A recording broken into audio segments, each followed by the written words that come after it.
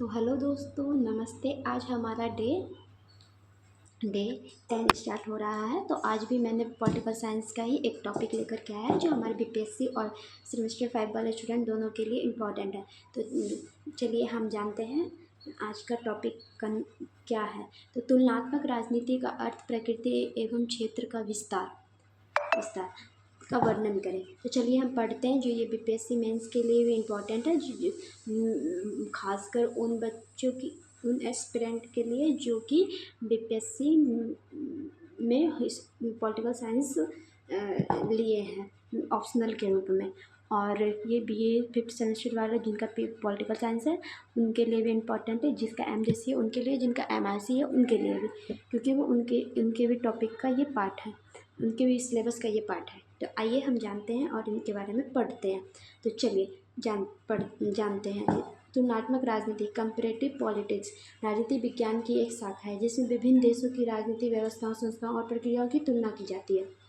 तो तुलनात्मक राजनीति से ही हम लोगों को समझ में आ जाना चाहिए, क्योंकि तुलनात्मक मतलब तुलना करना, और राजनीति का मतलब तो हम लोग जानते ही है। हमारे भी देश में राजनीति पॉलिटिक्स है तो हम जानते हैं, तो करना ठीक है।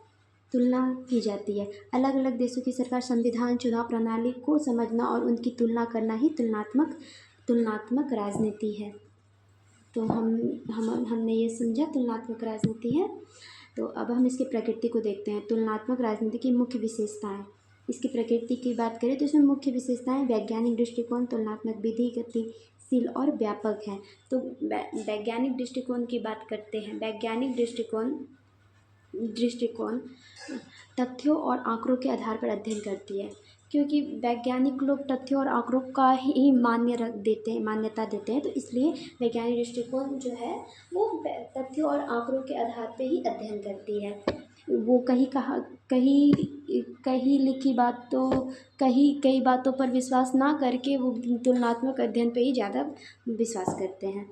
अब तुलनात्मक विधि के अंतर्गत विभिन्न देशों की तुलना करके निष्कर्ष निकाले जाते हैं। तो इस तुलनात्मक विधि के अंतर्गत हम लोग ये है कि तुलनात्मक विधि के अंतर्गत ये देखा गया है कि अलग अलग चीज़ों का, विभिन्न देशों का की तुलना करके उनका मतलब हर एक चीज़ों के बारे में जानना, उसका व्याख्या समझना, मतलब क्यों है, क्या है, कैसे, ये सब जानना और हर एक देशों के बीच तुलना करना, इसको तुलनात्मक विधि के अंतर्गत रखा गया है। तो गतिशील का मतलब होता है समय के साथ बदलना, और राजनीतिक व्यवस्था भी समय के साथ बदलती रहती है।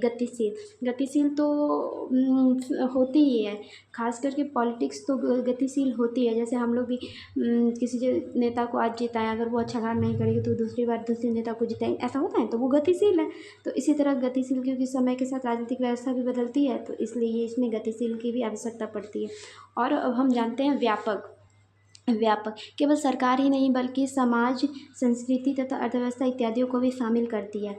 यह जो है तुलनात्मक राजनीति के अंतर्गत केवल सरकार ही नहीं बल्कि समाज, संस्कृति और अर्थव्यवस्था इत्यादि भी शामिल होते हैं। तो ये व्यापक मतलब ये बहुत ही विस्तार रूप है, इसका मतलब बहुत बड़ा व्यापक रूप है। तो अब हम इसके क्षेत्र के बारे में जानते हैं। तुलनात्मक राजनीति का क्षेत्र भी बहुत व्यापक है, मतलब बहुत बड़ा है। राजनीतिक संस्थाएं जैसे सांसद, न्यायपालिका, कार्यपालिका इत्यादि राजनीतिक संस्थाओं के अंतर्गत देखने को मिलते हैं। तो इसके अंतर्गत तो ये सब सारी चीज़ें देखने को मिलते ही हैं। संविधान और शासन प्रणाली जैसे लोकतंत्र, राजतंत्र इत्यादि भी देखने को मिलते हैं। इसके अंतर्गत हम लोग राजनीतिक दल और दबाव समूह, अनेक प्रकार के समूहों को भी देखने की मिलते हैं। राजनीतिक संस्कृति और समाज, इसके अंतर्गत राजनीतिक संस्कृति और समाज को भी रखा गया है। विकासशील और विकसित देशों का अध्ययन, विकासशील जैसे भारत, ये सब देशों को भी इसका भी अध्ययन इसके अंतर्गत किया जाता है।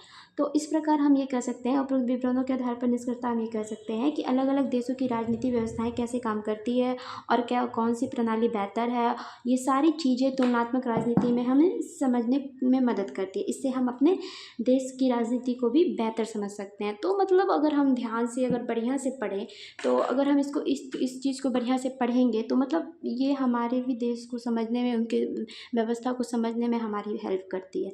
तो थैंक यू। आज का ये टॉपिक हमारा यहाँ वो होता है, एंड होता है। तो आप कमेंट में बताओ कि आपको कैसा लगा और क्या ऐसा नहीं। थैंक यू सो मच, अपनी राय दीजिएगा और लाइक सब्सक्राइब शेयर कमेंट ज़रूर करें।